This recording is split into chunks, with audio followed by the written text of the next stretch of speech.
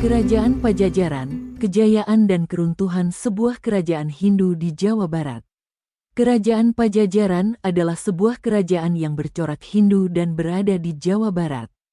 Kerajaan ini memiliki daya tarik dan keunikan tersendiri, terutama dalam corak kebudayaannya yang kuat.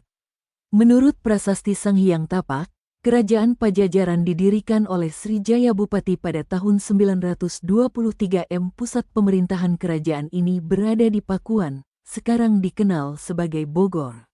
Nama Pajajaran sendiri memiliki arti tempat yang luas atau tempat yang lapang, yang mencerminkan wilayah kekuasaan kerajaan ini.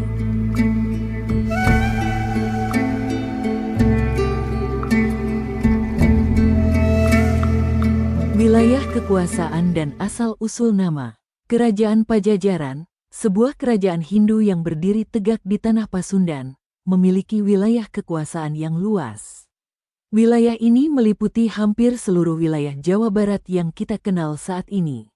Dari pesisir utara yang menghadap Laut Jawa, hingga pegunungan tinggi di selatan yang berbatasan dengan Samudra Hindia, semua berada dalam genggaman Kerajaan Pajajaran.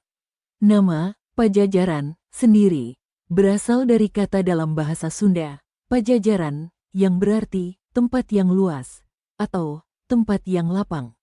Nama ini mencerminkan wilayah kekuasaan kerajaan ini yang luas dan lapang. Nama ini juga mencerminkan visi dan misi kerajaan ini dalam membangun dan mengembangkan wilayahnya. Kerajaan Pajajaran bukan hanya sebuah kerajaan yang memiliki wilayah kekuasaan yang luas, tetapi juga sebuah kerajaan yang kaya akan budaya dan sejarah. Dari setiap sudut wilayahnya, kita dapat menemukan jejak-jejak sejarah dan budaya yang menjadi bukti kejayaan masa lalu kerajaan ini.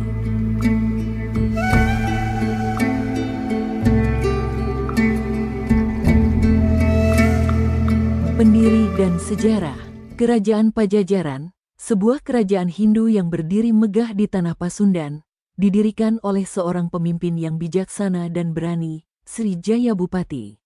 Srijaya Bupati dikenal sebagai seorang pemimpin yang kuat dan berwibawa, yang mampu membangun sebuah kerajaan yang luas dan makmur.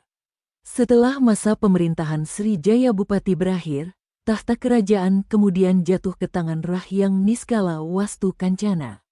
Rahyang Niskala Wastu Kancana dikenal sebagai seorang raja yang adil dan bijaksana. Selama masa pemerintahannya, pusat kerajaan berada di Kawali, sebuah kota yang menjadi pusat kegiatan politik dan budaya kerajaan.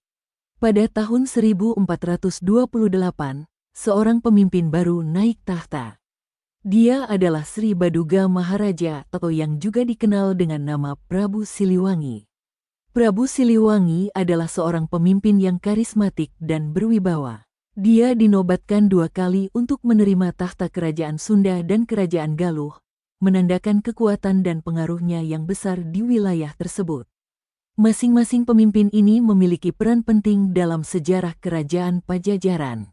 Mereka membawa kerajaan ini melalui berbagai tantangan dan perubahan, dan masing-masing meninggalkan jejak mereka sendiri dalam sejarah kerajaan ini. Dari Srijaya Bupati yang mendirikan kerajaan ini, hingga Prabu Siliwangi yang memimpin kerajaan ini ke puncak kejayaannya, setiap pemimpin telah berkontribusi dalam membentuk identitas dan warisan kerajaan Pajajaran.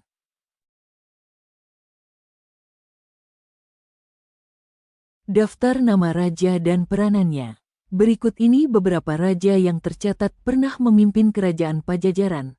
Sri Baduga Maharaja, bertahta di Pakuan.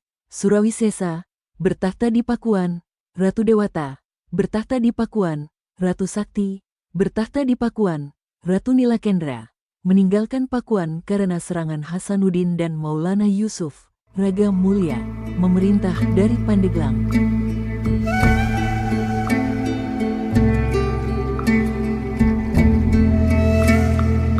Masa keruntuhan.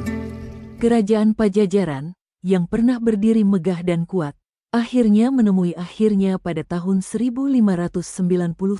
Keruntuhan ini bukanlah sebuah peristiwa yang tiba-tiba, melainkan hasil dari serangkaian peristiwa yang telah berlangsung selama beberapa dekade.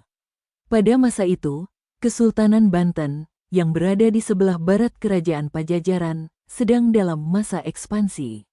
Kesultanan Banten, yang beragama Islam, memiliki kekuatan militer yang kuat dan ambisi untuk memperluas wilayah kekuasaannya. Mereka melihat Kerajaan Pajajaran, yang beragama Hindu, sebagai ancaman bagi ekspansi mereka. Pada tahun 1597, Kesultanan Banten melancarkan serangan besar-besaran terhadap Kerajaan Pajajaran.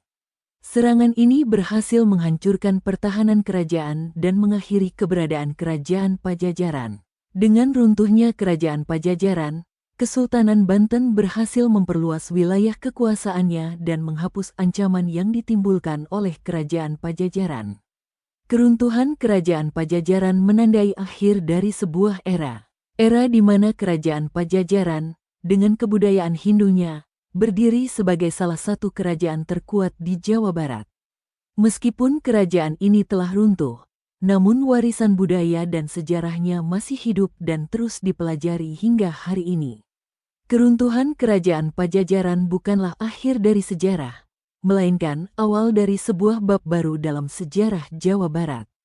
Jejak Kerajaan Pajajaran dapat diketahui dari berbagai sumber sejarah, seperti naskah kuno, Babat Pajajaran, Carita Parahyangan, dan Carita Waruga Guru, dan prasasti, prasasti batu tulis, prasasti Sanghyang Tapak, dan prasasti Kawali.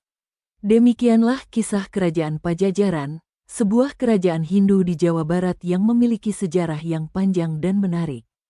Meskipun kerajaan ini telah runtuh, peninggalan sejarahnya masih dapat kita lihat dan pelajari hingga saat ini.